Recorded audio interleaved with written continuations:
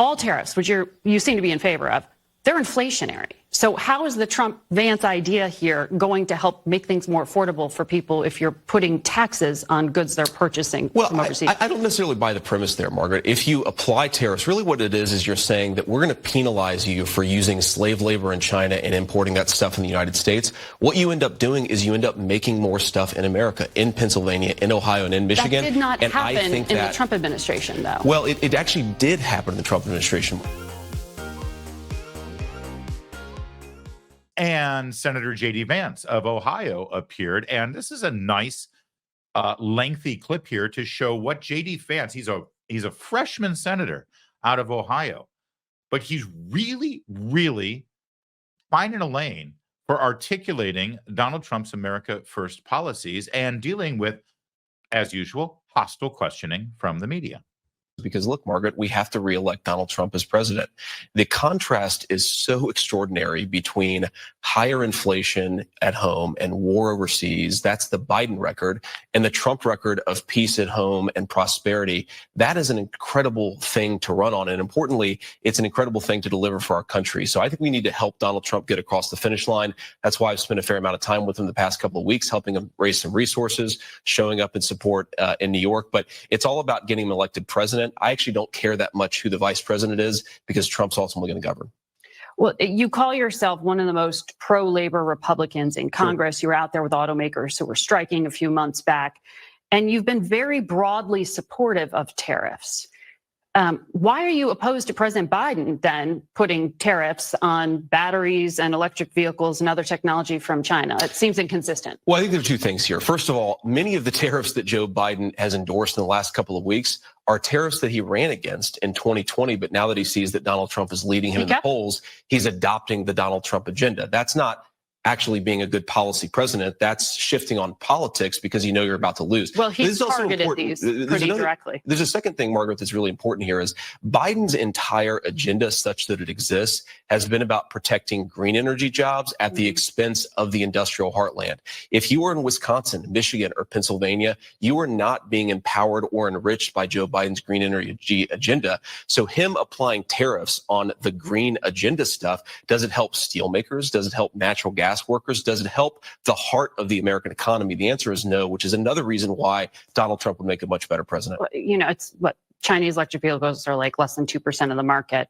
But the point here is, but it's a lot of the all supply tariffs, though, but to your all tariffs, which you seem to be in favor of, they're inflationary. So how is the Trump-Vance idea here going to help make things more affordable for people if you're putting taxes on goods they're purchasing from overseas? I don't necessarily buy the premise there, Margaret. If you apply tariffs, really what it is you're saying that we're going to penalize you for using slave labor in China and importing that stuff in the United States. What you end up doing is you end up making more stuff in America, in Pennsylvania, in Ohio, and in Michigan. That did not happen in the Trump administration, though. Well, it actually did happen in the Trump administration, Margaret. Manufacturing jobs came back. You did have significant onshoring. You had significant increases in people investing in factory construction, but it takes time, Margaret. And that's one of the reasons why I think that we need a second term of President Trump is this stuff is not going to happen overnight. The American heartland wasn't destroyed in 4 years. It's not going to be rebuilt in 4 years, but you really need to double down on this policy of bringing good jobs back to the heartland.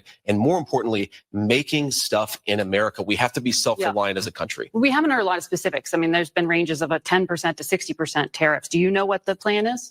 Well, look, I'm not going to speak for Donald Trump, but I certainly agree that we need to apply some broad-based tariffs, especially on goods coming in from China, and not just solar panels and EV stuff. We need to protect American industries from all of the competition. Because here's the thing, Margaret, the reason China beats us, it's not because they have better workers. It's because they're willing to use slaves to make things there. We want American workers to make this stuff at good wages. I want to pause here just for a minute because, listen, even amongst Republicans, there are a lot of debates over whether tariffs are a good thing or not. If you talk to some of the purist free marketeers and free traders out of that school, they're going to blanch at a lot of this stuff, right? Because they're taking the idea that if you add tariffs, it does end up making things cost more. Yet at the same time, I think it's important to understand what J.D. Vance is saying is the cheap cost of items that are being made in China are are artificially cheap and artificially reduced in cost because it's not an even playing field. Oh, it costs so much more to make it here in America. Yeah, because we don't have slave labor. That's why.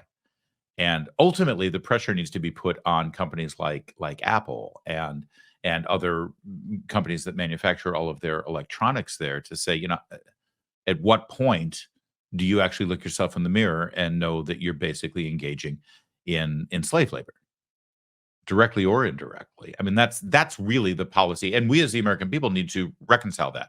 We need to reconcile it with the fact that our cell phones are going to cost more, that our electronics are going to cost more. But the trade-off is, number one, we're not morally bankrupt and engaged in slave labor conditions and basically one person removed from enslaving those people and putting them in the horrific conditions that they're in. Oh, and by the way, number two, we're not enriching an enemy, enriching a country on this planet who wants to destroy us. Why are we doing that? And we need to have a frank conversation about that. But again, whether tariffs are the right way to go, or maybe giving incentives for companies to no longer manufacture there, or actually just saying it's illegal to manufacture in any country that engages in slave labor. I mean, we should be able to do that, shouldn't we? Regardless of the way you go about doing it, eventually the American people and the Western civilizations have to wean their economy off of the horrific conditions in China right now because it is artificial. It's wrong. Everything's cheaper. Oh, yeah, everything's cheaper because of exploitation. And that's wrong. All right. But again, like I said, set all of that aside because the Milton Friedman devotees in the world right now are going to go crazy at the idea of tariffs. No tariffs. Free trade everywhere. Fine. Okay. Free trade everywhere. What's more important here is this man's ability to calmly, rationally, and coherently communicate these ideas. The ideas that are often assumed to be a little above the heads of the American people because it's macroeconomics and trade policies and how it affects labor and inflation and all that stuff. And J.D. Vance is really good at this stuff. He's really good at talking like a normal person. So it's important to see him handling this as he basically is in the audition role right now as Trump's running mate. But secondly, and frankly, the way my eyes and ears find these segments is to watch how he is being questioned. Watch how she's probably, Maureen Brennan here, is probably the best of all of the Sunday shows. She's not as hostile and disgusting and combative, but she's bad. And again, I ask you, as you watch this back and forth develop, when have you ever seen an anchor or reporter on network television asking questions like this with follow-ups and with the parroting of talking points that have been handed to them by a political party? When have you ever seen them doing this to a Democrat? Ever. And she's doing exactly the same thing that we're seeing in all of these other clips today. She's basically, and she's just throwing it out there as if it's fact. Well, the Biden administration will say da-da-da-da-da. Now let's move on to the next. Wait a minute. What do you mean the Biden administration? You're speaking for the Biden administration? These tariffs that they just put out there. See, we've got tariffs too. We're angry at China. No, they're all specifically to the electric vehicle industry and the Green New Deal crap that Biden put into his big spending bill that caused all this inflation. So sure, he's protecting industries. Which industries is he protecting? The industries that the American people don't care about anyway. Or we're going to put tariffs on China's electric vehicles. Well, American people don't want to buy America's electric vehicles, let alone China's. This is all fake. It's all boosting up an industry that the American people don't even want. Because he wants to be able to show that there's growth in that sector because of his Green New Deal bill. Because right now there isn't. They spent billions of dollars and everything's sitting there collecting dust. People aren't getting their electric chargers done. They're not getting their tax rebate for solar panels and new windows. They're not getting their rebates for electric cars. And Ford has now stopped manufacturing their electric trucks because it was such a debacle. And so now the only thing that he can do is artificially, again, all these artificial machinations on the economy to reward one sector and harm another sector. You really want to do something to encourage American industry and manufacturing. Don't just focus on electric vehicles, because American manufacturers aren't looking to make electric vehicles right now, except Tesla. They're the ones who would figure it out to make it right. All right, back to Vance. I want to ask you about some of the things you said about American universities. I know you've been very critical of them. You gave an interview in February. You said the closest conservatives have ever gotten to successfully dealing with the left-wing domination of universities is Viktor Orban's approach in Hungary. I think his way has to be the model for us, not to eliminate universities, but to give the choice between survival or taking a much less biased approach to teaching. He seized control of state universities and put them in foundations that were then run by his allies. Is that what you're advocating be done in the United States? Well, Margaret, what you're seeing in the United States actually is that universities are controlled by left-wing foundations. They're not controlled by the American taxpayer, and yet the American taxpayer is sending hundreds of billions of dollars to these universities every single year. I don't want taxpayers controlling education necessarily. Is that what you're advocating for, federal government? Margaret, what I'm advocating... Did you hear that? I don't want taxpayers controlling education. Well, who do you want controlling education? Since we're paying for it, why shouldn't taxpayers control education? At every level. Listen, you want to have a private university with your own money and your own endowments and your own income from whatever donations you get and tuition, go at it. But as soon as you ask me to pay for some of it, of course I should have a say. And by the way, who cares what you want? You're supposed to be asking questions here as a journalist. But notice how they all slip into this mode of debating the issue. Which, listen, I'm a radio talk show host. If I get a person on my show who I disagree with, I might engage in a debate with them. But that's because I let everyone in the world know that I am an opinion journalist. I bring you information and news and facts, but I also express my opinion and I advocate for my opinion. These people, they're constantly telling us, are the real journalists. They don't have a dog in the fight. We don't have a bias. We're just here for the news and information. Do you see what she's doing? I don't want the taxpayers to be controlling education. Well, who the is what you want? Seriously. That was a revealing comment. Let's watch it again. Not controlled by the American taxpayer, and yet the American taxpayer is sending hundreds of billions of dollars to these universities every single year. I don't want taxpayers controlling education necessarily. Is that what you're advocating for, federal government? Margaret, what I'm advocating for is for taxpayers to have a say in how their money is spent. Universities are part of a social contract in this country. They educate our children. They produce important intellectual property. They get a lot of money because of it. But if they're not educating our children well and they're layering the next generation down in mountains of student debt, then they're not meeting their end of the bargain. I think it's totally reasonable to say there needs to be a political solution to that problem. Well, America's universities still attract talent from around the world, as you've went to one of America's very top schools. Look, there's still good things about American universities, but it's going in the wrong direction, Margaret.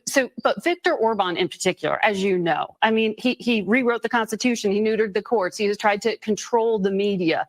These are not necessarily conservative principles. So why would you want to mimic him? Well, look, I'm not endorsing every single thing that Viktor Orban has ever done. I don't know everything he's ever done. What I do think is on the university principle, the idea that taxpayers should have some influence in how their money is spent at these universities, it's a totally reasonable thing. And I do think that he's made some smart decisions there that we could learn from the United States. Well, he was just welcomed at Mar-a-Lago. And as you know, Leader McConnell just spoke out on the floor of the Senate this past week after Xi Jinping visited Hungary. He's trying to broker trade deals. They're brokering trade deals, not just with Russia, but with Iran. Orban, because of this, McConnell said it should be a red flag for anyone seriously concerned about competition with China. So why take any policy cues from a man and a country and a strategy cozying up to America's adversaries? Well, look, Margaret, Hungary is a nation of 10 million people. America is a nation of 330 million people in the most important economy in the world. I don't think that we should take every cue, but I actually have to reject the premise here, because why is Viktor Orban getting closer to China? In part because American leadership is not making smart decisions. We are pushing other nations into the arms of the Chinese because we don't make enough stuff, because we pursue a ridiculous foreign policy very often. We have to be more self-reliant. I don't like China. I don't like that China has stolen a lot of American jobs. The reason they've done it is because American leadership has made bad decisions. That's our fault, and that's something we can fix as Americans. Yeah. So, and this goes on because she and other, you get used to this. You know, they're trying to make a totalitarian, authoritarian tin pot dictator out of Viktor Orban. And if there are any, and by the way, Viktor Orban has a lot of good conservative principles over there in Hungary, and he's also very much, got a Hungary first kind of foreign policy, and wants to protect his borders and control immigration. They hate him. Listen, and again, I don't know everything that Viktor Orban's like. J.D. Vance, I'm about the same. He's got see some good things out of Hungary, but also there's probably some things that I don't like either. Because guess what? I'm not Hungarian. He's not making decisions for me. He's making decisions for Hungarians. Here's the only thing that I want to point out. Joe Biden waxes poetic about his relationship with Xi Jinping. He talks about how they went on mountain hikes together, and he's the world leader that he's had the most conversations with and spent the most time with, and really praises Xi Jinping for what a strong leader he is in terms of helping the economy and the people of China. He's always got this praise for Xi Jinping. Has any reporter or journalist ever said, why do you have these nice things to say about China? Why are you even dealing with China? Why are we even attempting to have a good relationship with China? China kills their own people. China enslaves their own people. The people in China have no freedom. And, oh, by the way, China did gain-of-function research on a coronavirus that then was leaked out into the public, killing hundreds of thousands of Americans and millions of people worldwide, and they still lie about it. Why do you spend any moment saying anything about China that isn't 100% condemnation of that evil regime? But no. The real problem, everybody, is Hungary. The real problem is Viktor Orban and Hungary. This is how small and unimpressive the American media is when they're talking about politics. But again, the most important part of what you just saw is J.D. Vance is on the short list for vice president. J.D. Vance is very good at what he does. He's a freshman in the Senate in his very first year in the U.S. Senate. He's very popular. He's good at fundraising, and he's going to be very good on the campaign trail, whether he is a running mate for Donald Trump or not. And therefore, he must be trapped. He must be debated. He must be defeated, and he must be destroyed. Because that's how the media does their business when they've got a Republican sitting across from them.